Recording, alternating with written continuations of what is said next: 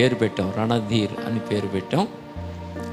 రణధీర్ అంటే పోరాడువాడని అర్థం, యుద్ధంలో పోరాడువాడని అర్థం. అంచేత మనం ఆ పేరు పెట్టడం అనేది జరిగింది. కనుక ప్రార్థన చేద్దాం.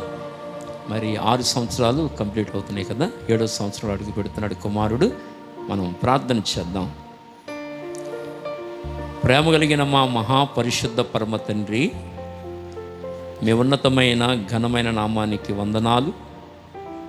మా ప్రియులు కొడమంచిలి సుబ్బారావు గారు, వారి సతీమణి సువర్ణరత్నం గారిని బట్టి ప్రార్థిస్తూ, మీరు ఆ దంపతులకు ఇచ్చిన సంతానాన్ని బట్టి మీ సన్నిధిలో ప్రార్థిస్తున్నాం.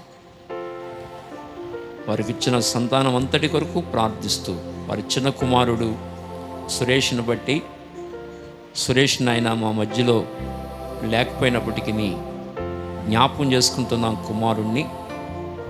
మా ఆత్మీయ కుమారుడు ప్రభువునందు నిద్రించి నీ సన్నిధిలో ఉన్నారని, విశ్రాంతిలో ఉన్నాడని జ్ఞాపకం చేసుకుంటున్నాం.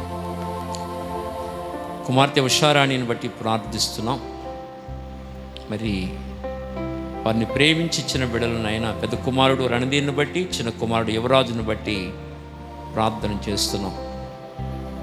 అలాగే ఉషారాణి వారి తల్లిదండ్రులను బట్టి కూడా ప్రార్థన చేస్తున్నాం.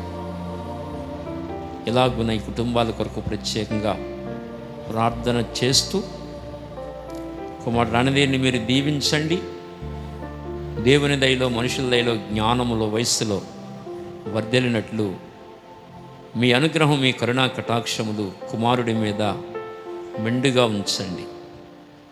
గడిచిన 6 సంవత్సరాలు బిడ్డను ఎంతో క్షేమముగా కాచి కాపాడి మరొక నూతన వసంతాన్ని బిడ్డ జీవితంలో నీ దయ చొప్పున అనుగ్రహించినందుకు మీకు వందనాలు, స్తోత్రాలు చెల్లించుకుంటూ, మరి సందర్భంగా కేక్ కట్ చేస్తుండగా కేకు అన్ని పదార్థాలతో కలిసి ఎలా మాధుర్యంగా ఆశీర్వాదకరంగా తీయగా ఉంటుందో వందనాలు, స్తోత్రాలు చెల్లిస్తూ యేసు నామమున దీవించి ప్రార్థిస్తున్నాము తండ్రి.